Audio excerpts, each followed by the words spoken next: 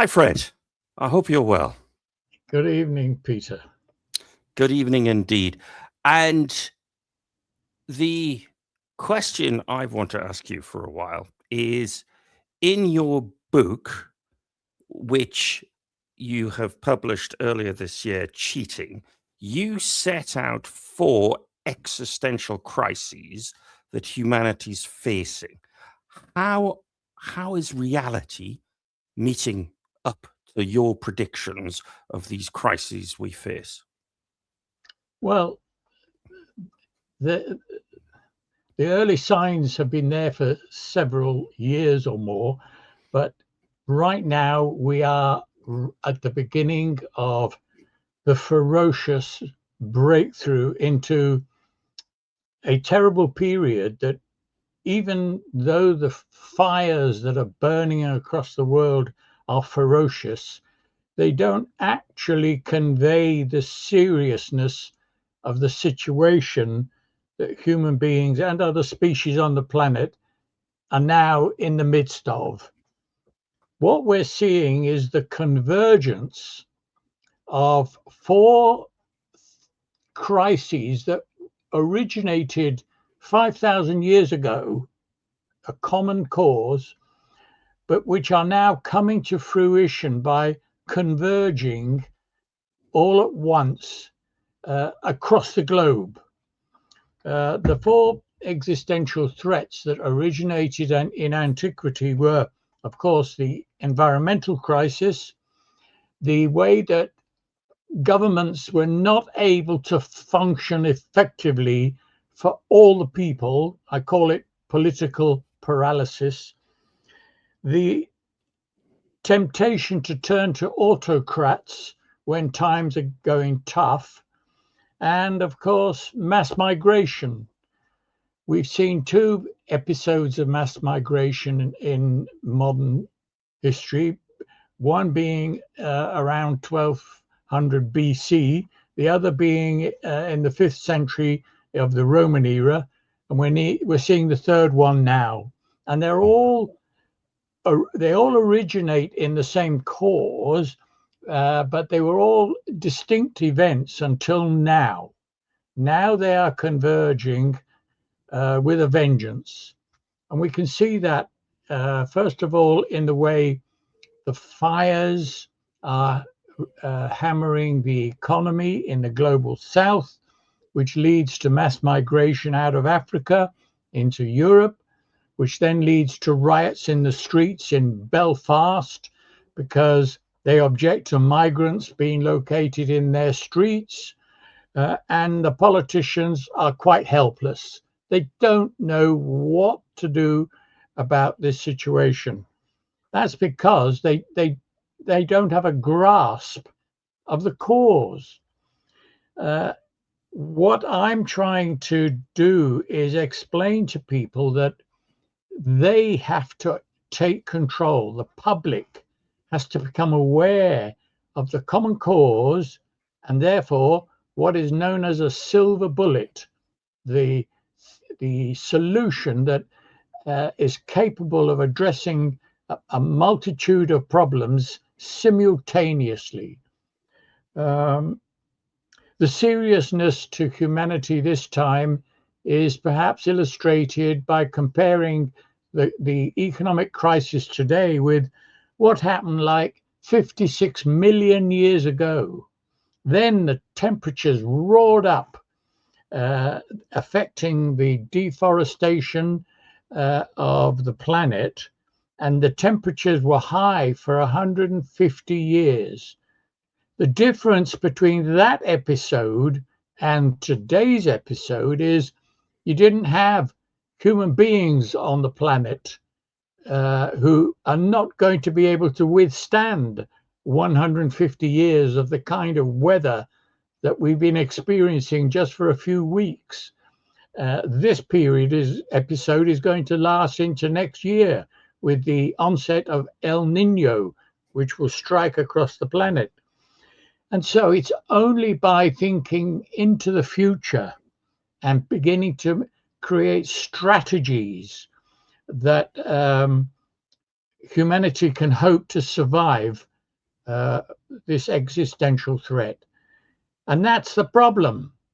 It's not the weather, it's the unwillingness of people to come to terms with the need for a change in the property rights, which would liberate them to generate the revenue, the additional revenue that will be needed to relocate communities, to re-nurture nature, and so on.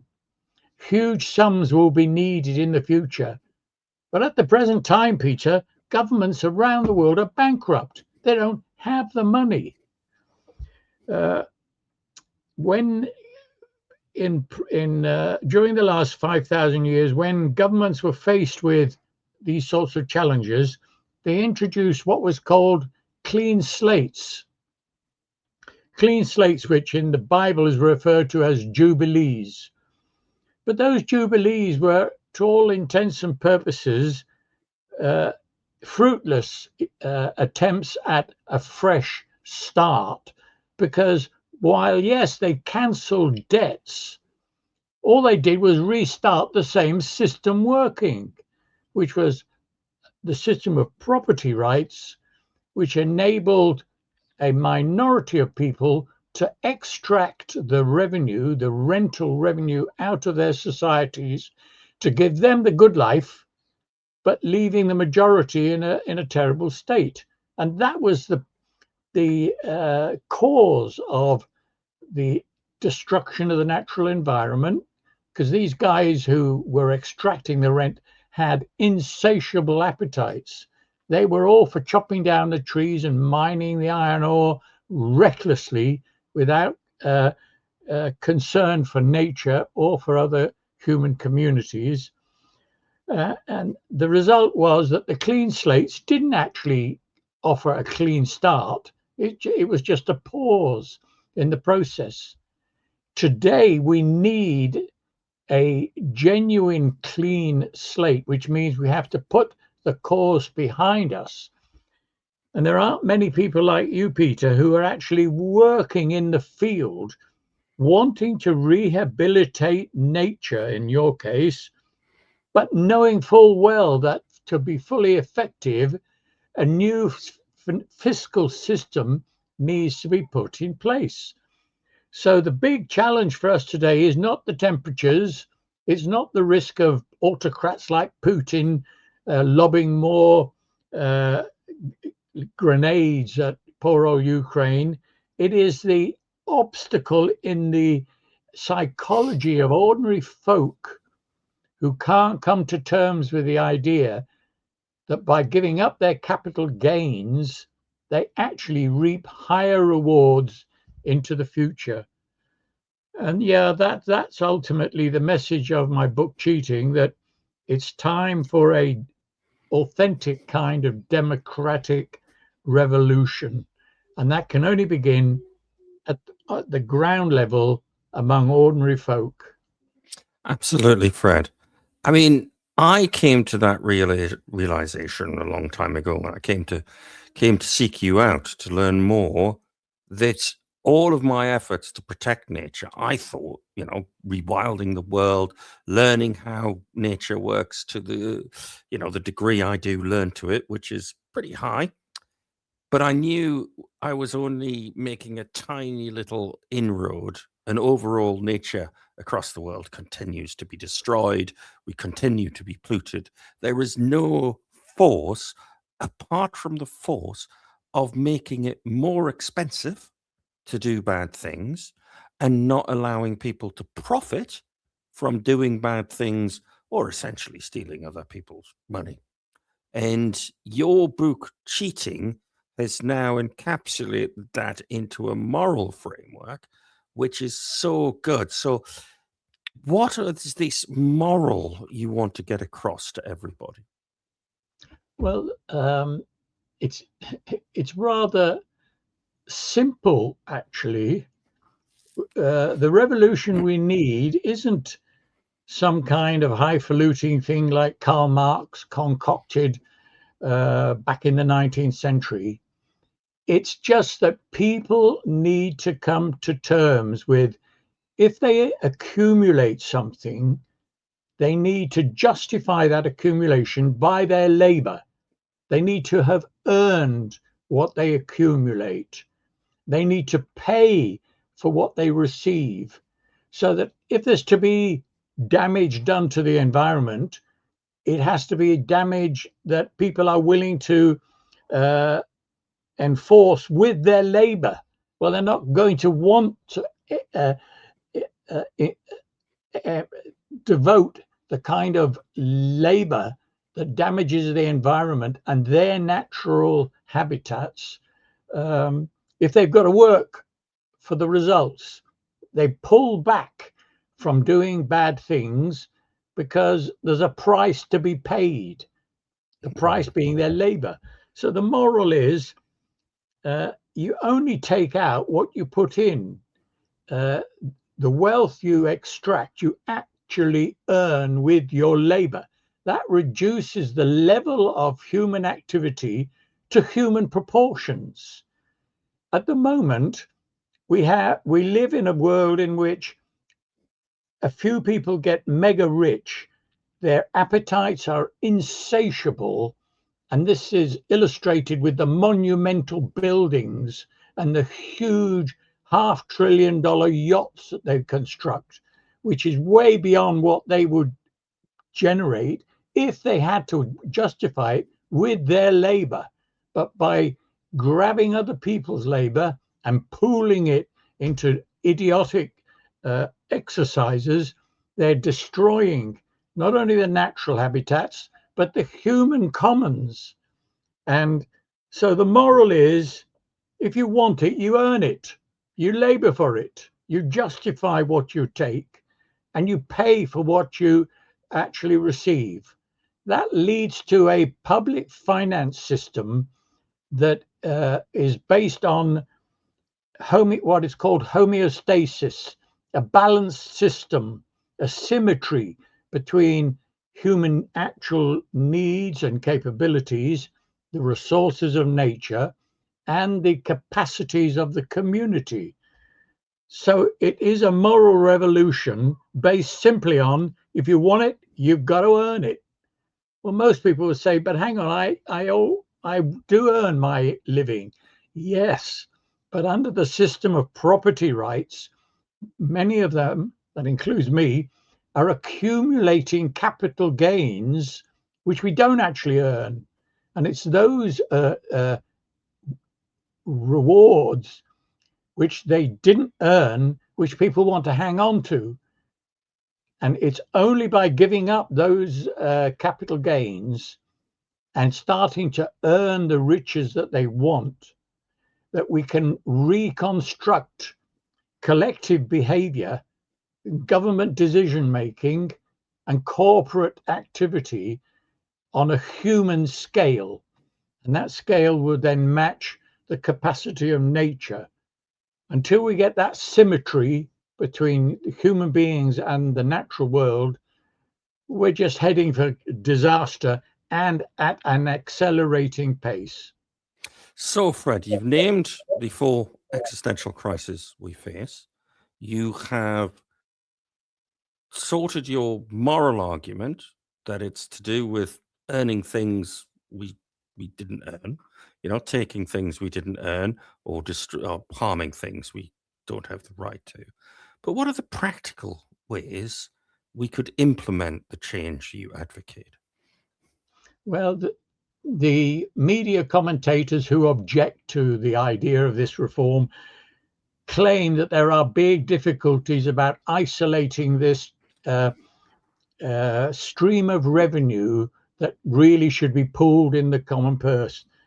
Well, it's nonsense. Not only are countries already at a low level doing this, Denmark and Australia being 2 examples, but Britain sought to implement the policy, and it took us 10 years from start to, in 1910 to 1920, when the aristocracy, the cheats in Parliament, managed to reverse the policy. But in those 10 years, The land was valued, the collection process was inaugurated at a very low level, admittedly, so it wouldn't have had a systemic effect. But in terms of implementation, it worked a dream. Yes, today it would be a lot easier because we now have computers and satellite photography and so on. But there are no problems with valuing this stream of revenue that needs to be pulled into the public purse so that we can cancel the taxes on people's earned incomes. And the beauty of this is that finally we start to generate the additional revenue which is not available under the present system. It's that additional revenue that becomes the source of funding for rebuilding the human sphere and funding the corrections to the natural world. There is a gold mine there, but it's one that we have to work for. And if we work for it on moral principles, we begin, and I'm not saying how long it'll take to achieve this, depends on how quickly sense prevails in humanity, but we begin to rebuild our universe, the social universe, on sustainable principles. Absolutely. It's it's interesting that, politics today is talking about cutting your taxes maybe a penny here or a penny there. You advocate cutting taxes on people's earned income and trade to virtually zero. Is that what you're saying, Fred? Yeah, if applied consistently, and it has to be, if there is to be systemic change, then yes, we eliminate all taxes on earned revenue and the value adding profits of corporations, tax free, which then liberates labor and capital to operate in an optimum way, not a reckless, uncontrolled manner, but in a regulated way, self disciplined, to generate what would actually be additional revenue to what we're capable of producing today up till over the last 100 years. So I stress that this additional flow of revenue that would result by eliminating all the bad habits that are fostered by the previous financial system would result in additional revenue being generated, but in a clean, humane, sensitive way. It's amazing, Fred, to think how you have labored so long and with so many examples to explain what is something that Adam Smith told us all those years ago. So many people have mentioned this simple, but that's not the problem. Why is all of this advice of the greatest minds ignored? Yeah, and what's more, in recent years, we've had studies by mainstream economists studying the American economy and the UK economy, examining the extent to which there would be additional benefits if there was this transition to the alternative system of raising revenue. And they all confirm the wisdom of what, as you say, Adam Smith originally identified as the correct way to fund capitalism back in the 18th century. Hmm. At the moment, although I so much want what you to predict, and Andy Burnham's mentioned taking on board the wisdom that you profess. In the rest of the world, I just see these rent seekers taking what they haven't earned, just getting more powerful around the world. Well, they are and they aren't. It looks as though they are. People will turn to them for salvation because they make these high promises of solving problems. the scale of the ferocity of the threats that are now emerging, burning people's houses down in the West Midlands in England, whole areas in California, homes being demolished by wildfires, that will force a sharp reckoning among people who have tried to avoid the moral consequences of the current system. The level of discontent is so high, at some point, something will trigger the desire of masses of people to understand what the hell is going on. Is it inevitable? How do we get through this? And when the conventional politicians end up saying, we don't know, throwing up their hands saying, we haven't got a clue as to what we do now, we don't have the money, that's when those people who know where the money could come from need to step forward to tell people, actually, there's no secret to the solution. There are a number of texts that you can read by eminent people who will tell you exactly what needs to be done. It's we have to remind everybody when we get depressed about the current world situation is the world is indeed a well-provisioned ship. There is indeed money for everybody to not be in want. We could all live lives of much richer security and happiness and welfare with everything we could possibly want as long as we stopped stealing from each other. That's what it boils down to. And by richer, of course, we don't mean just material wealth. We mean the quality of people's lives, the culture, the arts and aesthetic satisfaction that people long for, but which has been blocked from them by the cheats, the culture of cheating, which has reserved those higher cultural activities for the betters, the elites in society. We all get to share that quality of life, and we all therefore become richer as human beings, and we stop thinking about who we can go and kill in order to grab more land. Absolutely. Let's hope your words filter down to those minds that are hovering over buttons to launch missiles as we speak. Well, I fear that people watching their television every night now are going to reach a sober conclusion that either humanity really is idiotic, or there's something simple that's missing out of the social equation. What is it? Where do we find it? When can we start to do something about it? And that's why your initiatives, Peter, are so important, because you're laboring all the time at the frontier in the environmental sphere, but you're also trying to get the message out. And we're very grateful to you for that. Absolutely. At the moment, I'm just about to complete on the purchase of a 180-acre farmland. So if anybody's got deep pockets and wants to chip in, I need a few £1,000s to do some initial preliminary work to release the 2.8 million in a soft loan. So if anybody wants to have a little farm of their own, but be a joint stockholder, we're going to call it the Commons. I am going to be a steward. There will be no ownership.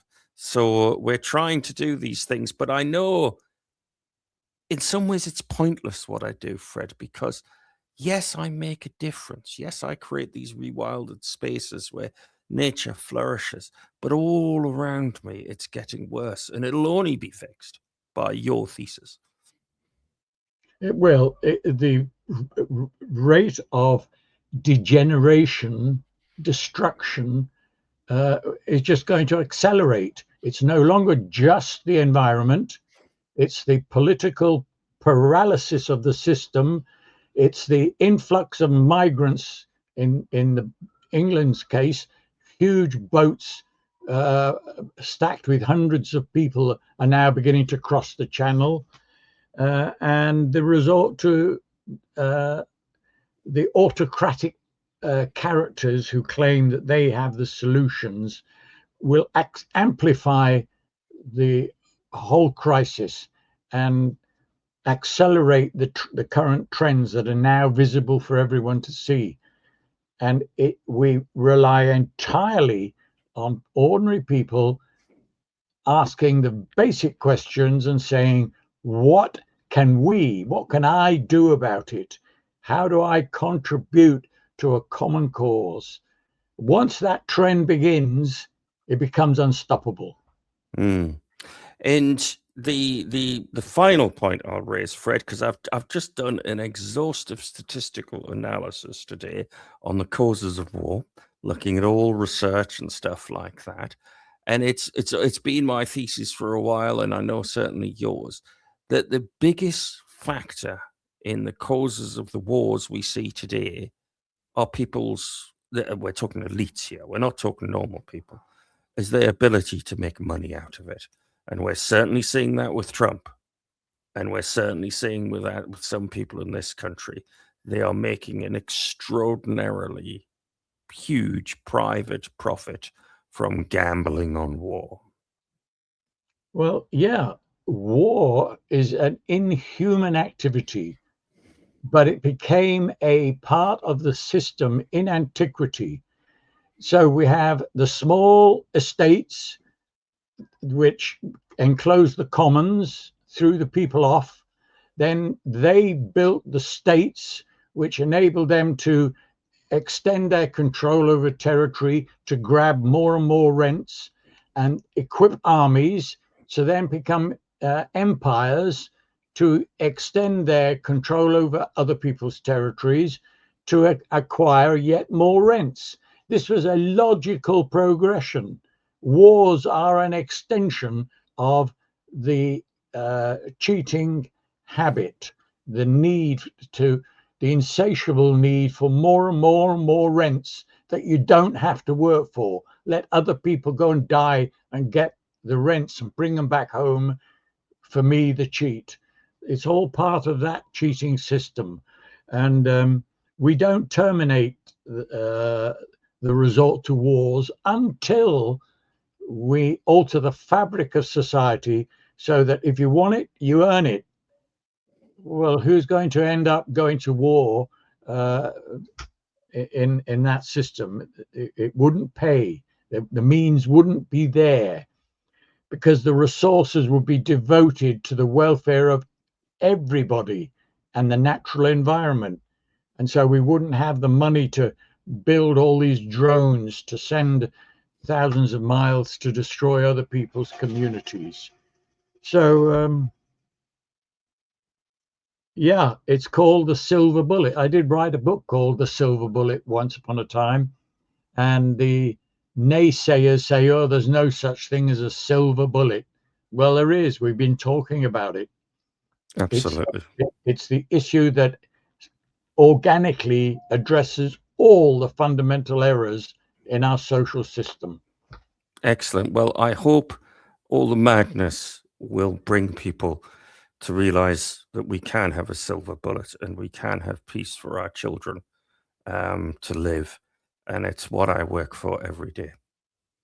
Thank you, Peter. You take care, Fred. Good night. Goodbye.